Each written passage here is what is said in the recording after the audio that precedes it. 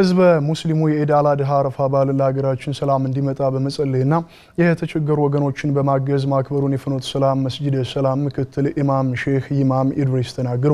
በምዕራብ ጎጃም ዞን ፍኖተ ሰላም ከተማ አስተዳደር 1444ኛው የኢድ አል አድሃ አረፋ በዓል በተለያዩ ሃይማኖታዊ ስነ ስርዓቶች ተከብሯል። ከዘመኑ ይርጋም ተጨማሪውን እንከታተል።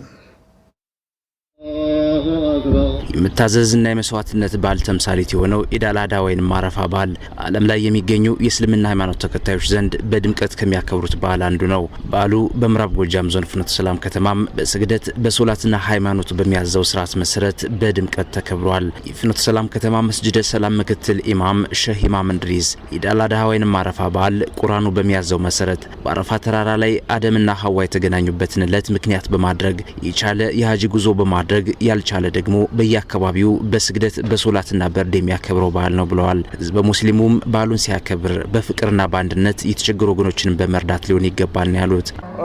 ጀበሉ ረህማ አርዶል አረፋ የሚባል ተራራ ነበረ። እዛ ተራራ ላይ በሚደርሱ ጊዜ አወቅሽኝ አወቅከኝ የሚለው አረበኛ አረፍተኒ አረፍትኒ ተባብለው ተጠያይቀው ነበር። የተገናኙበት ጎራ ነው ያ ጎራ እና ያ ተራራ የዝነት ተራራ ነው።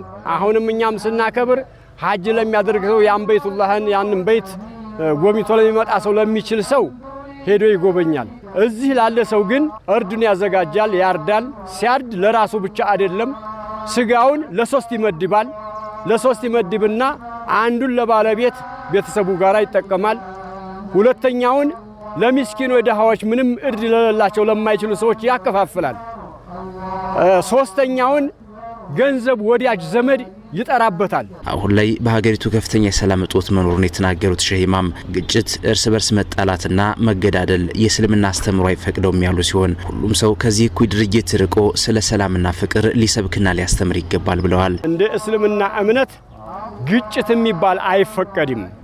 አንድ ሰው ህይወቱን ማጥፋት መግደል ይቅርና ማቁሰል፣ ስሙን እንኳን ማጉደፍና ማማት፣ አንዱን ታንዱ ነገር ወስዶ ማጣላት የተከለከለ በጣም የተወገዘ ነው በእስልምና ሃይማኖት ማለት ነው። የእምነቱም ሰው ይሁን ከእምነቱም ውጭ ያለ ይሁን የአንድ ሰው ህይወት ያጠፋ ሰው የዓለምን ህዝብ እንዲያጠፋ ነው የሚቆጠረው ወንጀሉ። ስለዚህ ተከባብሮ ተዛዝኖ ተቃቅፎ ተገዳድፎ እንዲኖር እንጂ እስበሱ እንዲጋፋ እስበሱ እንዲጣላ እስበሱ እንዲመቃቀን አልፈቀደም። ጭራሽ የተወገዘ ነው ይሄ ማለት ነው። በበዓሉ ላይ ተገኝተው እንኳን አድረሳቸው መልእክት ያስተላለፉት የፍኖተ ሰላም ከተማ አስተዳደር ከንቲባ ሊዋን ሞት በዓሉ የዝነትና የፍቅር በመሆኑ እርስ በርስ ከሚያላዩ ነገሮች ርቀን በፍቅርና በአንድነት እንዲሁም የተቸገሩ ወገኖችን በመርዳት ልናከብረው ይገባል ብለዋል። ይህን ታላቅ የእርቅና የሰላም የመቀራረብ ቀን ምክንያት በማድረግ የበዓሉን ታሪካዊ አስተምሮ መሰረት አድርገን የተጣላን ታርቀን